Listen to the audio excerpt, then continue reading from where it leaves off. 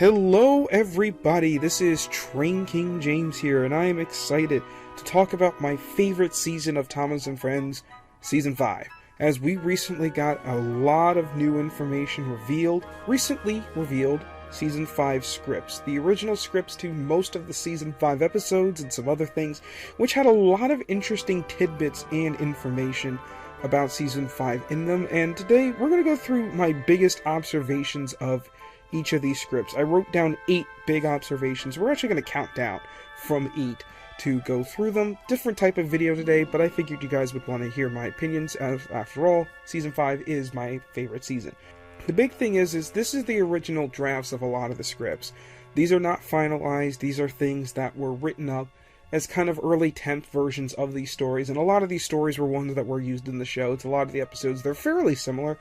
But again, I have 8 observations about the differences between the original scripts and the final versions, and how they kind of changed my opinions on Season 5 as a whole. So, let's get into it. Number 8. There's more than meets the eye. So, a lot of these scripts are significantly longer than the finalized episodes. When you listen to the narrations, or you read the scripts yourself, it takes about 8 to 10 minutes. As you guys know, an episode is 4.5 minutes long, so a lot gets cut out. And a lot of what gets cut out is the lore behind these scripts. There's a lot to talk about. There's constant expansion, there's things that kind of add a little bit to each story. Very expository. It kind of feels like, to me, in original scripts, are almost like a novelization of Season 5. Like, if you were to write Season 5 out as a book, it's like the novelization version where you get all the extra details that they just merely show at a quick glance on screen. Almost every story involves some form of an expansion. Every story involves some form of building things or tearing things down. New branch lines, new buildings, new stations. We're tearing down old branch lines, stuff like that. And some of that is reflected in the season, but in these scripts, instead of getting the typical, everyone was busy, it's holiday time, everyone's doing stuff, it's these engines are doing these specific tasks, and everybody has specific jobs they're doing. A lot of that is just mostly communicated visually in Season 5 with very little explanation, because it's not very important to many of the stories. But I thought that was very interesting to get so much more detail. A great example being the reason why the engines are busy in Hard Lorry is because they're building a new ferry pier. They're building like a new pier for passengers and whatnot, and they're actually going to use the building from Oliver's find that Oliver discovers, that manor. They were going to take it down and build it up at the dock, so that's what happened. So it kind of connects those 2 episodes together. Yes, it's as weird as it sounds, but that's by far not the weirdest thing in these scripts.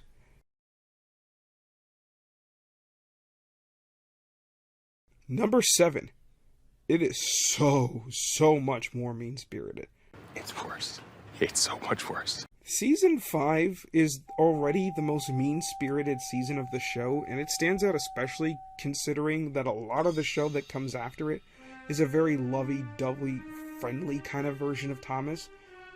These scripts kind of reveal that, like, yeah, Season 5 had more of an edge than even what we got already. It's a season where the characters are generally more bickering with one another, they're harsher to one another, again, because all the stakes are risen up because of all these crazy adventures that everyone goes on. But these scripts, the scripts push it even more, and the fact that they even held back on the season is actually kind of funny.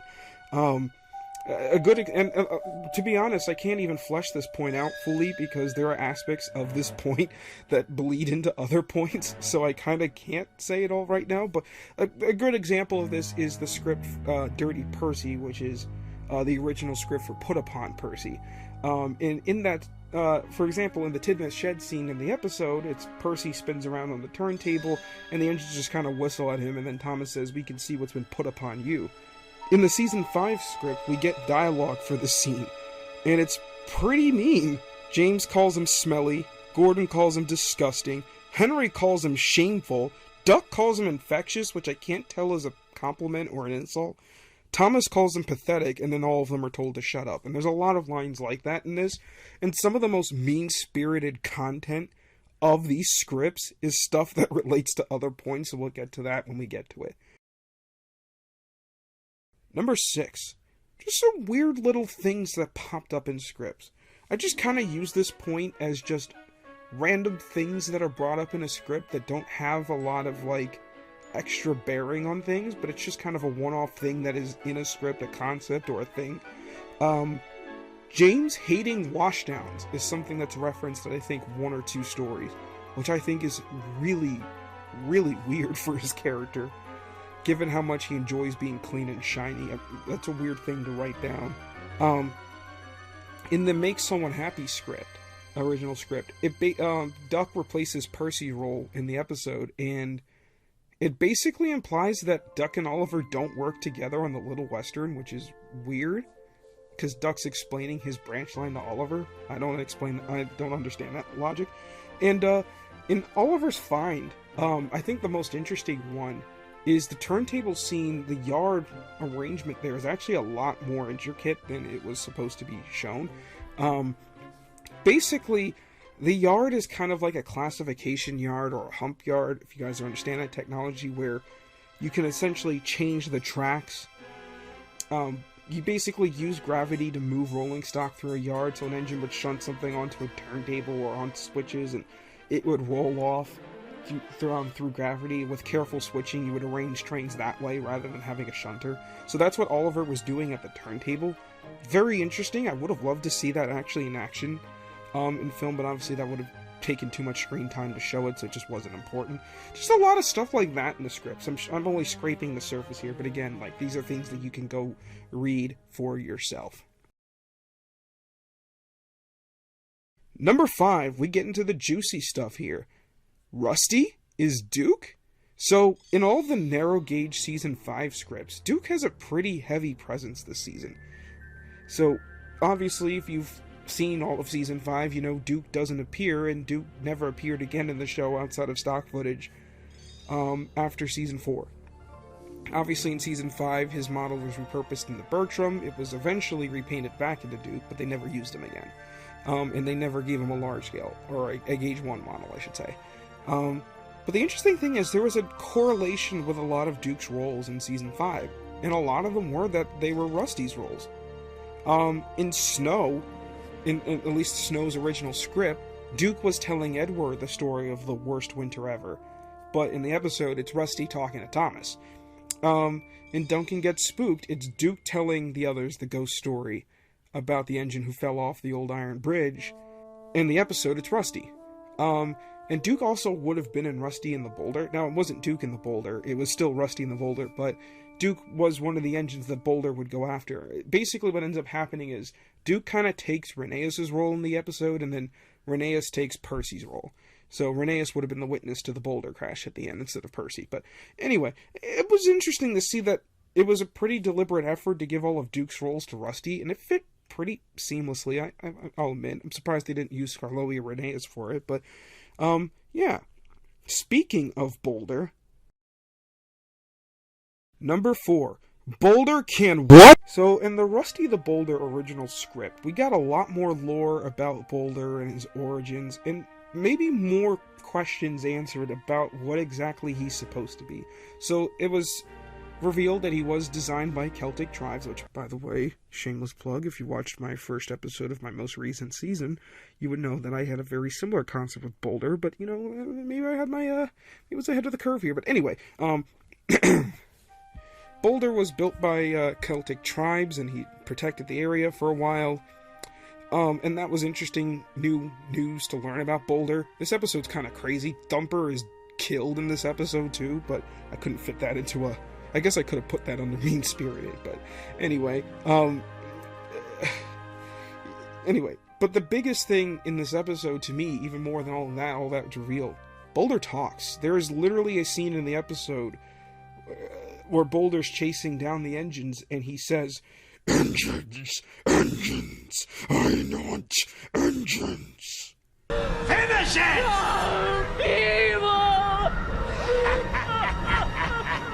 So yeah, he's alive. That makes the episode even creepier.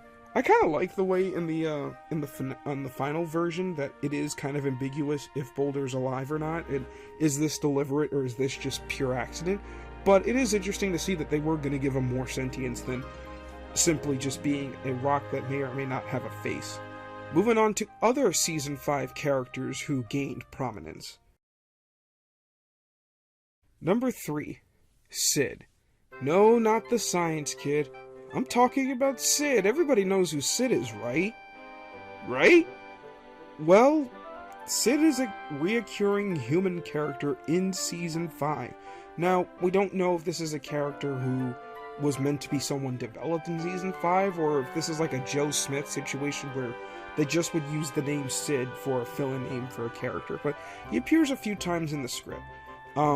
In Lady Hat's birthday party, he's Thomas's driver. In Stepney Gets Lost, he's Stepney's fireman. In The Haunted Station, he's Henry's fireman. And in Happy Ever After, he was a fogman that gets brought up by Percy. We don't see him in the script. But his most interesting role is in Thomas and the Rumor's original story, or an original script, Thomas's Tunnel, where he was called Speedy Sid. And in that, he was a rough driver that wrecked many of the engines on the island, and eventually was caught up in the accident at the tunnel, which was deliberate this time, not Gordon trying to chase down Harold. They kind of wrap up that subplot a little earlier in the script, but Gordon's trying to remove the blockage, they get stuck, and he has to tuck into a locker in Gordon's tender. I don't know what that means, but it's weird that, yeah, this is a human character that they literally just developed. Oh yeah, and by the way, he gets taken to the hospital because he almost died in that episode, but that's besides the point. Season 5, did not mess around. So yeah, welcome to the cast, Speedy Sid, and speaking of Season 5's human characters, number 2, Sir Topham Hatt. So the Sir Topham Hatt that we get in Season 5 is the more nuanced, fleshed out version that we just never really got in the previous seasons, because they mainly used him as a plot device, mainly showing up just to discipline engines or give orders. But here in Season 5 we get 2 episodes that featured him, and we get to learn more about him. In the scripts, he's a lot more unhinged. I mean, way more unhinged. He's much meaner. And a big thing with him this season is he throws the word scrap around. And I don't mean just like casually talking about scrap. I mean he will threaten characters with scrap. We see it in the Cranky Bug script, where he threatens Thomas and Percy with scrap for basically not getting on well with Cranky. The Stepney Gets Lost script gets a completely new meaning to it.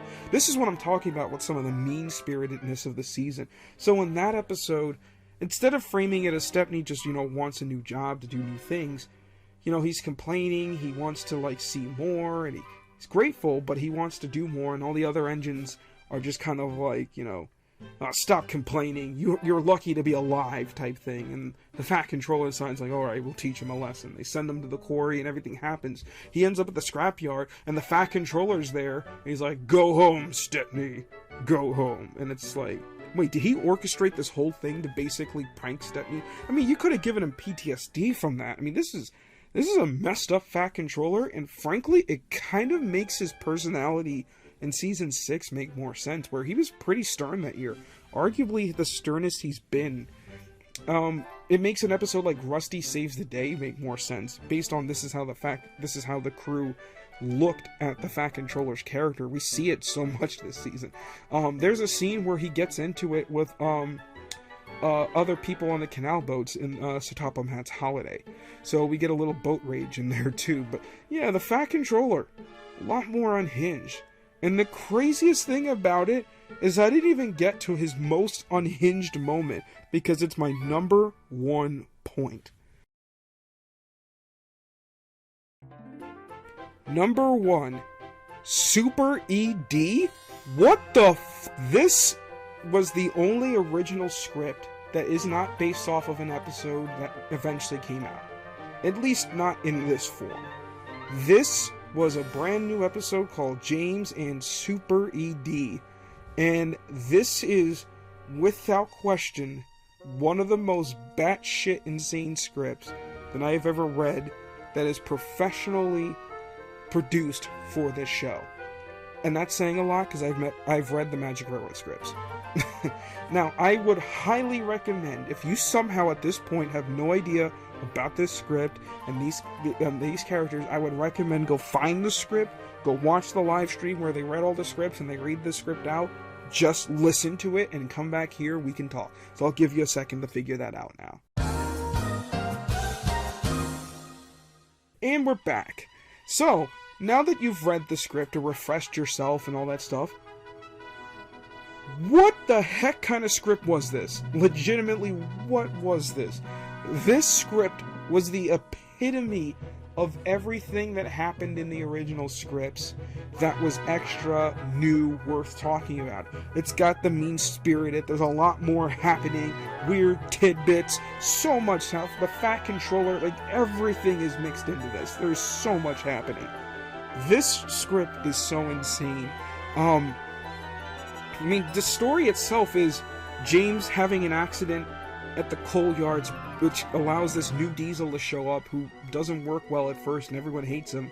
And then he gets struck by lightning, he starts working incredibly, and the Fat Controller likes him. And the other engine shun James for this, by the way, for reasons that I don't fully understand.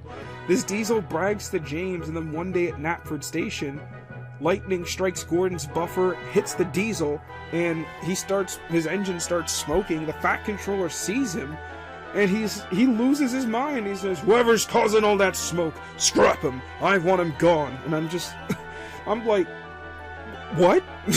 The Fat Controller just willingly was gonna scrap an engine on the spot. No idea who's doing it. And the script doesn't even back out or, save him at the end. And the script basically ends with, and that was that. He was carried away and no one saw him again. They killed this character. He gets struck by lightning twice. His crew should be out buying lottery tickets. What are we doing? This episode, I mean, it was very telling that if you look at the script itself, there are giant red X's all over it from Britt Allcroft just simply saying no. That's how you knew that this season 5 was the most off-the-wall season, and Magic Railroad even more so afterwards. The fact that the crew looked at this and said, no, we can't do this, is everything you need to know. But I have some very interesting theories about this episode, because I do think this episode survived in certain ways. Now, one of the scripts that was not included in this bunch was the script for James and the Trouble with Trees, which we believe was not part of that original batch there, which may have been something that was developed a little later. I think some minor concepts from this episode were developed into James and the Trouble with Trees. And another episode too, and I'll get to that one in a sec. So number 1, it features James. Number 2, it features him handling coal trucks and coal trains. It features the coal yards, which was in that episode, although James wasn't there in that episode. It features bad weather, which is prominent throughout this episode. And also at this point, the only real starring role for James in Season 5 was make someone happy, so it makes sense why they would give him another story here. I could see certain elements. There was elements of James bragging and boasting, which is like the beginning of the story, and everyone kind of being annoyed with him. So that kind of all fits in too. So I think a lot of those elements kind of came together to come up with the idea for James and the Trouble with Trees. I also think this episode may have inspired Middle Engine for Season 6. The accident James has involves the coal tipper's ramp, where he gets caught up with some trucks on it. And we saw in Middle Engine, Percy has his accident with it. That episode involved James, again, working at the coal yards, stuff like that. So some elements from this episode. So it kind of makes sense how that manifested into 2 separate episodes, while also cutting out the big elephant in the room. But yeah, I really enjoyed going through these scripts and learning about the way the crew saw Season 5. Season 5 has been our best look into how the show approached making the show, essentially. We have the rushes, we have scripts, we basically have seen all of the process of creating Season 5 slowly revealed to us over the years, and it just continues to make Season 5 one of the most interesting seasons of the show. Knowing what Season 5 originally could have been versus what it is makes me grow a fonder appreciation for it. Anyways, this is Train King James signing off. See you around, guys.